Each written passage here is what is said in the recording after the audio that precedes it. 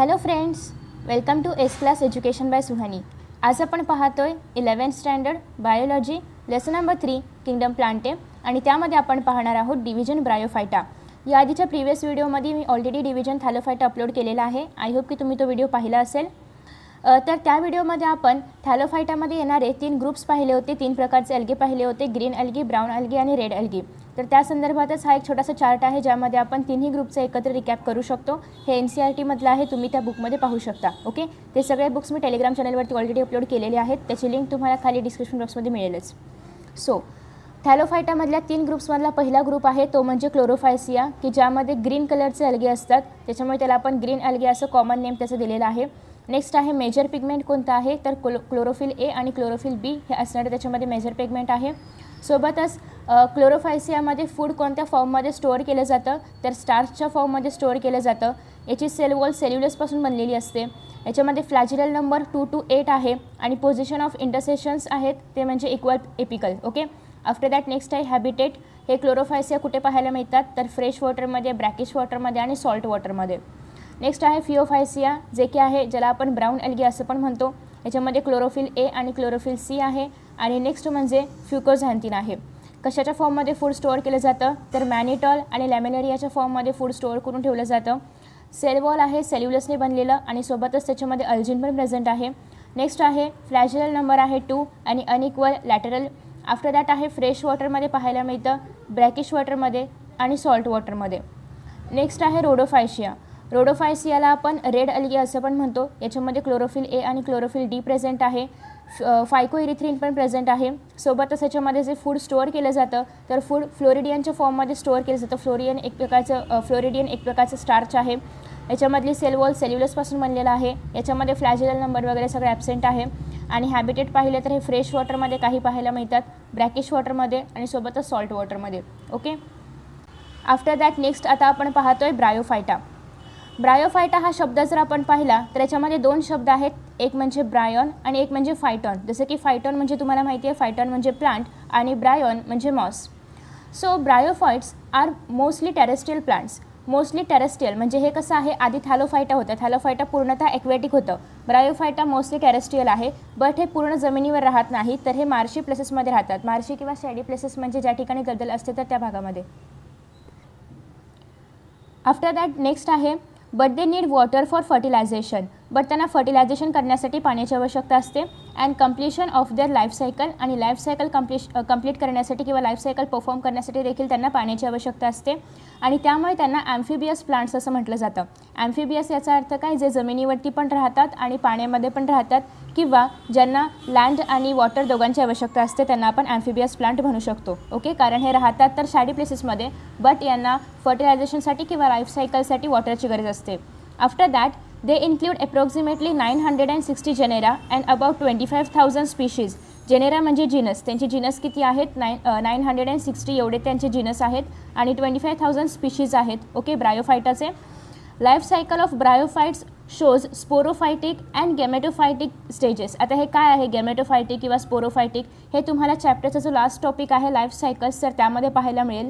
So आपण त्या last टॉपिकमध्ये व्यवस्थित पाहणार आहोत. आता जस्ट फक्त एवढं लक्षात ठेवा की ब्रायोफाइट्समध्ये जे काही सगळे प्लांट्स येतात तर त्यांची लाईफ सायकल स्पोरोफायटिक आणि गॅमेटोफायटिक स्टेजेस शो करते. Okay, so vegetative plant body is thalloid or leafy. यांची जी प्लांट बॉडी असते तर ती थॅलॉइड असते. थॅलॉइड म्हणजे त्यांना सगळे ऑर्गन्स डिफरेन्शिएट केलेले नसतात. लीव्स किंवा स्टेम आणि वॉटेवर हे सगळं डिफरेन्शिएट केलेलं नसतं, अनडिफरेन्शिएट फॉर्ममध्ये असतं.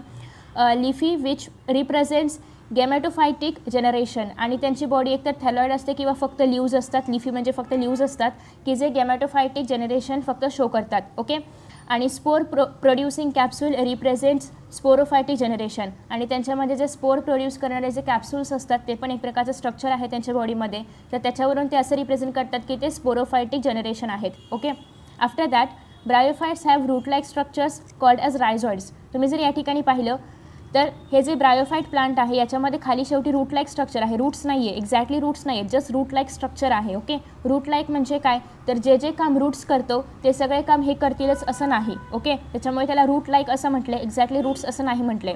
सो हे जे रूट लाईक स्ट्रक्चर आहे त्याला आपण रायझॉइड्स असं म्हणतो.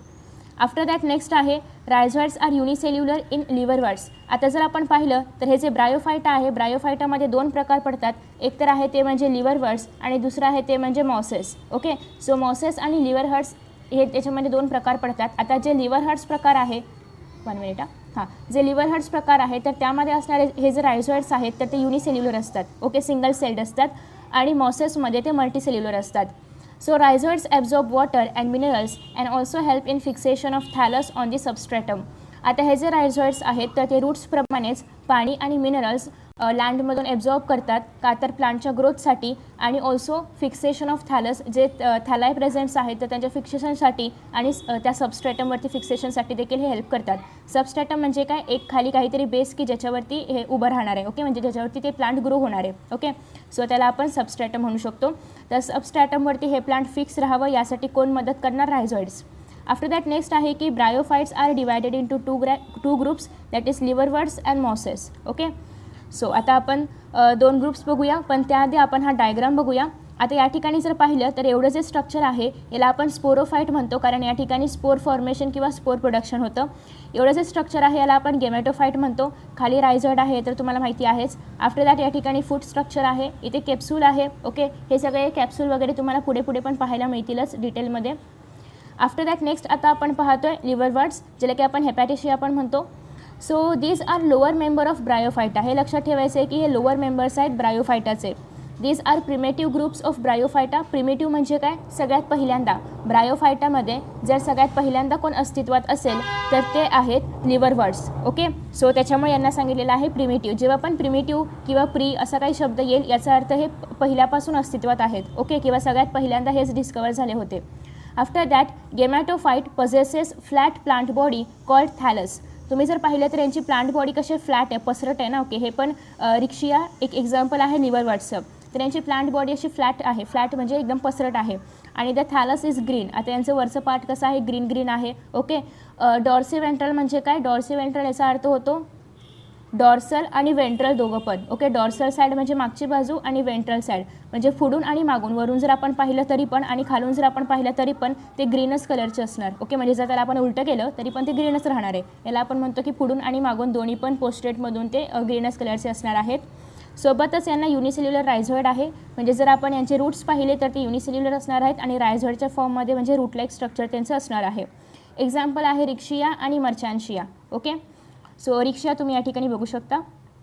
आफ्टर दॅट त्याच्यामध्येच आहे नेक्स्ट हॉर्नवर्ड्स, ज्याला की आपण अँथ्रोसेरोट असं पण म्हणतो. सो नेक्स्ट आहे दीज मेंबर पजेसेस फ्लॅटेड थॅलस. यांच्यामध्ये पण फ्लॅटेड थॅलस असतं. तुम्ही या ठिकाणी अँथ्रोसेरस बघू शकता, anthoceros. So the thallus produces horny structures, म्हणजे यांना असं शिंगासारखं स्ट्रक्चर आहे. शिंग माहिती आहेत ना, असतात ना ऑक्सला वगैरे, तर त्या शिंगासारखं ह्याला स्ट्रक्चर आहे. त्याच्यामुळे याला आपण हॉर्निवर्ड्स असं म्हणतो किंवा हॉर्नवर्ड्स असं म्हणतो. Which are called as sporophytes. आणि याच्यामध्ये हे जे स्ट्रक्चर आहे हॉर्नसारखं याला आपण स्पोरोफाइट्स म्हणतो आणि hence the name was given hornworts. आणि त्याच्यामुळेच यांना हॉर्न असल्यामुळे यांना हॉर्नवर्ड्स असं म्हणतात. आणि याचं एक्झाम्पल आहे ते म्हणजे अँथ्रोसेरस. ओके, सो हा छोटासा टॉपिक होता 2-3 ओळींचा. नेक्स्ट आहे मॉसेस, ज्याला की आपण अजून एक नाव आहे त्याला, किंवा त्याला आपण जास्त असतील तर मोसाय म्हणतो. These are advanced members of Bryophyta. Advanced members म्हणजे काय, पहिले जे होते लिव्हरवर्ड्स ते कसे होते, प्रिमेटिव्ह मेंबर्स होते म्हणजे सुरुवातीचे होते. आणि हे जे मोसेस किंवा मोसाय आहेत तर ते आता नवीनवाले मेंबर्स आहेत. ओके, म्हणजे नवीनवाले म्हणजे थोडे ॲडव्हान्स झालेले, थोडेसे डेव्हलप किंवा इव्हॉल्व झालेले आहेत. ओके, सो दे पजेसेस इरेक्ट प्लांट बॉडी. तुम्ही जर या ठिकाणी पाहिलं यांची प्लांट बॉडी कशी आहे, इरेक्ट आहे. आणि जर आपण आधीचे पाहिले होते लिव्हरवर्ड्स ते असे खाली जमिनीलाच अटॅच होते, थोडेसे जमिनीवरतीच होते. आणि आफ्टर दॅट नेक्स्ट आहे की gametophytic phase of the life cycle includes 2 stages, namely protonema stage and leafy stage. आणि याच्यामध्ये जे गॅमॅटोफायटिक स्टेज आहे 2 स्टेज असतात, स्पोरोफायटिक आणि दुसरं गॅमॅटोफायटिक. तर गॅमॅटोफायटिक स्टेज जी आहे त्याच्यामध्ये अजून 2 स्टेजेस इन्क्लूड केलेले आहेत, दॅट इज प्रोटोनेमा स्टेज आणि लिफी स्टेज. सो प्रोटोनेमामध्ये काय असतं ते आपण बघूया. The protonema is prostate green branched and filamentous. It bears many birds. आता जर तुम्ही पाहिलं तर हे जे फिलामेंट्स म्हणजे काय असं थ्रेड लाईक स्ट्रक्चर जे आहे त्याला आपण फिलामेंट्स म्हणतो. सो याच्यामध्ये फिलामेंट स्ट्रक्चर येणार आहे. आफ्टर दॅट नेक्स्ट आहे it bears many birds. Birds म्हणजे काय, बर्ड्स तुम्ही पाहिले असेल ना, कळ्या वगैरे. सो त्याला बरेचसे बर्ड्स असतात. इथे स्ट्रक्चरमध्ये दाखवता येईल का, हां इथे स्ट्रक्चरमध्ये तुम्ही बघू शकता. इथे बऱ्याचशा कळ्या टाईप स्ट्रक्चर आहे, कॅप्सूल टाईप स्ट्रक्चर आहे. आफ्टर दॅट नेक्स्ट आहे leafy stage is produce from each bird आणि प्रत्येक बर्डपासून एक लिफी स्टेज प्रोड्यूस केलं जातं आणि त्याच्यामुळे जे प्रोटोनिमा आहे तर ते व्हेजिटेटिव्ह प्रपगेशनचं पण काम करतं. व्हेजिटेटिव्ह प्रपगेशन तुम्ही 10th स्टँडर्डमध्ये पाहिलेलं आहे. So the leafy stage has erect slender steam. Slender म्हणजे काय, असं जास्त कडक वगैरे नाही आहे. जसं की हे लिफी आहे, याला बरेचसे लिफ्स आहेत खाली आणि हे असं स्ट्रक्चर आहे. ओके, याला आपण स्टीम म्हणू शकतो. आणि कॅलॉइडसारखं main axis bearing spiral leaf like structures. इथे जर पाहिलं आपण इथे मेन ॲक्सिस आहे आणि याला बरेचसे लिव्ज अटॅच्ड आहेत. Okay, after that next it is fixed in soil by multicellular branch rhizoids. आणि या ठिकाणी तुम्ही जर पाहिलं तर ह्याचे रायझॉइड्स कसे आहेत, मल्टीसेल्युलर आहेत. कारण आपण कशामध्ये आहोत सध्या, मॉसेसमध्ये. लिव्हरवर्ड्समध्ये कशा असतात, हेच ब्रांचेस युनिसेल्युलर असतात. मग अशी मी तुम्हाला सेम स्ट्रक्चर दाखवलं होतं, ते फक्त जस्ट फॉर इन्फॉर्मेशनसाठी. बट हे जे या ठिकाणी रायझॉइड्स पाहायला मिळतात ते कसे असणार आहेत, मल्टीसेल्युलर. आणि मग असे जे मी तुम्हाला दाखवले स्ट्रक्चर, मी हेच सेम टू सेम दाखवलं, फक्त एवढंच की ते रायझॉइड कुठे असतात ते समजण्यासाठी. ओके, बट ॲक्च्युअल ते एक्झाम्पल रिव्हरवर्ड्सचं नव्हतं, ते एक्झाम्पल याचं होतं. नेक्स्ट आहे this stage bears sex organs. आणि या स्टेजमध्ये सेक्स ऑर्गन्स प्रेझेंट्स असतात. After that vegetative propagation takes place by fragmentation and budding in secondary protonema. आणि याच्यामध्ये जर आपण पाहिलं या ठिकाणी जे बर्ड्स आहेत तर बर्ड्स टू व्हेजिटेटिव्ह प्रपगेशन केलं जातं आणि ते फ्रॅगमेंटेशनच्या फॉर्ममध्ये असो, बर्डिंग वगैरे फ्रॅगमेंटेशन हे सगळं तुम्ही प्रिव्हियस स्टँडर्डमध्ये शिकलेलं आहात. ओके, सो आता याचे काही एक्झाम्पल्स आहेत. फिनारिया, तुम्ही याचं एक्झाम्पल बघू शकता. Okay, after that next I hope की तुम्हाला मॉसेस समजलं असेल. आता काही इम्पॉर्टन्स आहेत, इकॉनॉमिक इम्पॉर्टन्सेस, जसे की some mosses provide food for herbivorous mammals, birds etcetera. आता हे जे काही मॉसेस असतात हे काही जे हर्बिवरस मॅमल्स आहेत, बर्ड्स आहेत, त्यांचं फूड आहे. Okay, species of sphagnum moss provide peat used as fuel. Mosses are also used as packaging material for transport of living material because they have significant water holding capacity. आता जर आपण हे पाहिले Moses तर यांच्यामध्ये water holding capacity खूप जास्त असते, त्याच्यामुळे एखादं लिव्हिंग मटेरियल वगैरे ट्रान्सपोर्ट करण्यासाठी वगैरे ते वापरले जातात. थस लाईक लायकेन किंवा lichen, mosses are the first living beings to grow on rocks. तुम्ही पाहिलं लायचनमध्ये काय असतं, फंगस आणि अल्गे एकत्र ग्रो होतं. ओके, आपण सेकंड चॅप्टरमध्ये पाहिले फंगस आणि अल्गे एकत्र ग्रो होतं. आणि त्यासोबतच मॉसेस हे सगळे दगडावरती रॉकवरती उगवणारे फर्स्ट लिव्हिंग बिंग्स आहेत. They decompose rocks to form soil and make them suitable for growth of higher plants. Okay, dense layer of mosses help in prevention of soil erosion and thus act as soil binders. आता जर आपण पाहिलं हे जर रॉकवरती उगवत आहेत तर obviously ते सॉईल इरोजन स्टॉप करणार आहेत. सॉईल इरोजन म्हणजे जमिनीची धूप स्टॉप करणार आहेत आणि सोबतच सॉईल बिंडर्स करणार आहेत. तर अशा पद्धतीने या मॉसेसचे बरेचसे इकॉनॉमिक इम्पॉर्टन्सेस पण आहेत. नेक्स्ट जे आहे टेलिडोफायटा, ते आपण पाहणार आहोत सेकंड व्हिडिओमध्ये. प्रत्येक डिव्हिजनचा आपण सेपरेट व्हिडिओ केलेला आहे. सो आय होप की तुम्हाला आजचा व्हिडिओ आवडला असेल. याच्यामध्ये आपण ब्रायोफायटा, त्याच्या 2 प्रकार रिव्हरवर्ड्स आणि मोसेस पाहिलं होतं. होप सो की तुम्हाला व्हिडिओ आवडला असेल. व्हिडिओ आवडला असेल तर नक्कीच लाईक करा, शेअर करा. त्यासोबतच जर अजूनही सबस्क्राईब केलं नसेल तर प्लीज सबस्क्राईब करा. See you in the next video. Bye bye.